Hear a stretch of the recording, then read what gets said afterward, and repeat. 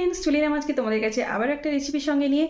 तो आज के जे रेसिपिटा शेयर करब खूबी सुंदर एक रेसिपि और प्रत्येकटा बांगालिर काछे खूबी प्रिय एवं खूबी चेना एक रेसिपि। तो सेटा होच्छे हेचोड़। तो हेचोड़ सबारই काछे भालो लागे और एटा आमी एकेबारे खासिर मांस जेभाবে रान्ना हय तो सेइभाবে तोमादेर बानिये देखाबो और आमी खासिर चर्बी दिये बानिये देखाबो। तो जानो आगेकार दिने এই হেঁচড়কে কিন্তু গাছপাঠা বলা হতো। তো সেটা কেন বলা হতো বলো তো? মানে কারণ ওটাকে একেবারে খাসির মাংসের মতন রান্না করা হতো, তার জন্য ওটাকে গাছপাঠা বলা হতো। তো এখন আমরা ওটাকে হেঁচড় বলি। তো চলো তোমাদের রেসিপিটা মানে বানিয়ে দেখাই আর তোমরা পারলে এইভাবে একবার ট্রাই করে দেখো। তো ফ্রেন্ডস দেখো আমার এঁচড়টা কাটা হয়ে গেছে আর এঁচড়টা আমি কিন্তু খুবই তাড়াতাড়ি কেটেছি আর এঁচড় কাটার পদ্ধতিও মানে জানলে তোমরা খুব তাড়াতাড়ি কাটতে পারবে। তো তোমাদের আমি একটু বলে দিই, যদিও আমি কাটাটা দেখাতে পারলাম না তো আমি কিভাবে কেটেছি।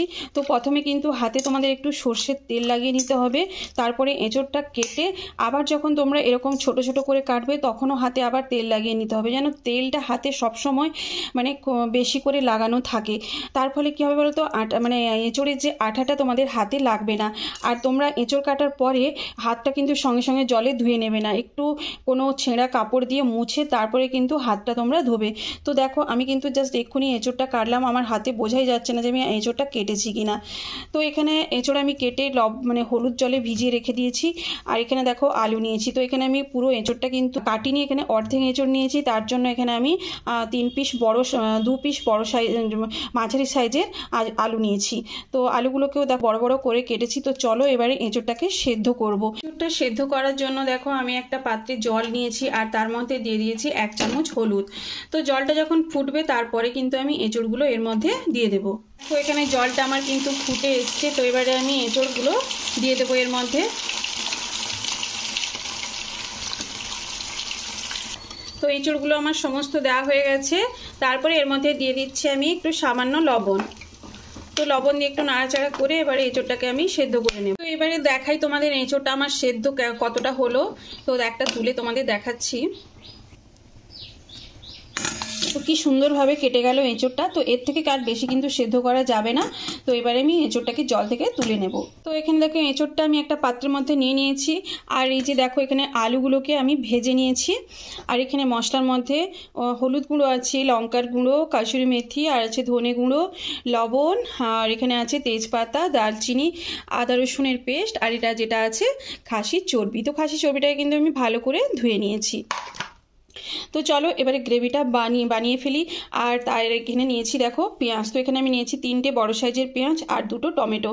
তো এগুলোকে এবারে আমি একেবারে সরু সরু করে কেটে নিই। তো ফ্রেন্ডস গ্রেভিটা বানানোর জন্য কড়াই নিয়ে নিয়েছি আর এখানে আমি লোহার কড়াতে রান্নাটা করছি আর দিয়ে দিয়েছি সানফ্লাওয়ার অয়েল। তো আমি পরিমাণ মতন তেলটা নিয়েছি।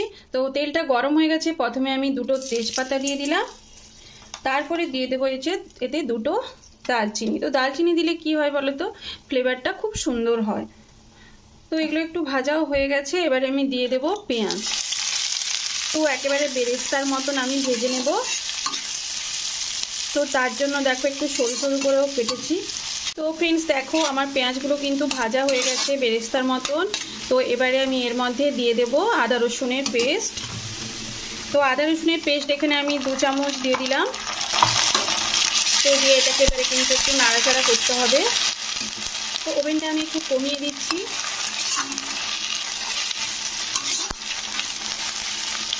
তো আদা রসুনের গন্ধ যতক্ষণ না কাটছে ততক্ষণ কিন্তু এটাকে নাড়াচাড়া করতে হবে। তো আদা রসুনের গন্ধ কিন্তু কেটে গেছে, এবারে আমি দিয়ে দেবো টমেটো কাটা। তো টমেটোটাও কিন্তু এই মশলার সঙ্গে কিন্তু কষে নিতে হবে। আর এই মশলার সঙ্গে টমেটোটাকে কষে নিলে কি হবে বলো তো, মানে আমাদের তরকারিটা খুব তাড়াতাড়ি নষ্ট হয়ে যাবে না।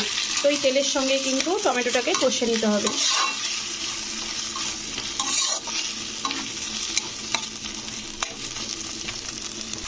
তো দেখো টমেটোটা আমার মশলার সঙ্গে কষা হয়ে গেছে। তো এবারে আমি এর মধ্যে দিয়ে দেবো লঙ্কার গুঁড়ো 2 চামচ। তোমরা যদি একটু লঙ্কা বেশি খাও একটু 1 চামচ বেশিও দিতে পারো। তো লঙ্কার গুঁড়োটা দিয়ে একটু তেলের সঙ্গে নেড়ে দিতে হবে। তারপরে এতে দিয়ে দেবো আমি সামান্য পরিমাণ জল। তো জলটা দিয়ে একটু নাড়াচাড়া করে দিলাম। দিয়ে দেবো এতে 1 চামচ হলুদের গুঁড়ো আর দিয়ে দেবো সামান্য একটু কাসুরি মেথি। তারপরে দিয়ে দিচ্ছি এতে 1 চামচ ধনে গুঁড়ো,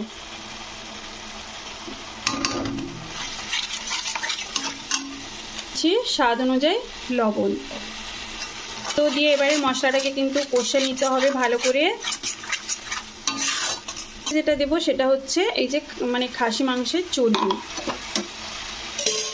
তো চর্বিটা দিয়ে কিন্তু 2 মিনিট মতন কষতে হবে।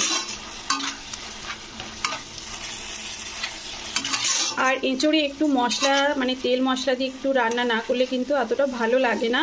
দেখো মশলাটা কষাও হয়ে গেছে আর মশলা থেকে কি সুন্দর তেল ছাড়তে শুরু করেছে। আর এখানে চর্বিটাও আমার কিন্তু কষা হয়ে গেছে। তো খুব গন্ধও একটা বেরোচ্ছে, খুব সুন্দর গন্ধও বেরোচ্ছে। তো চলো এবারে আলু আর এঁচড়টাকে আমি এর মধ্যে দিয়ে 2 মিনিট মতন কষে নেব।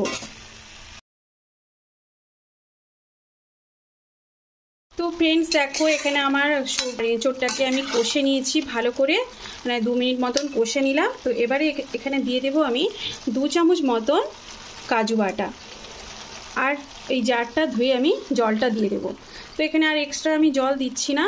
তো যেহেতু আমার এঁচড়টা সেদ্ধ করা আছে আর আলুটা সেদ্ধ করার জন্য আমি সামান্য একটু জল দিয়ে দিলাম।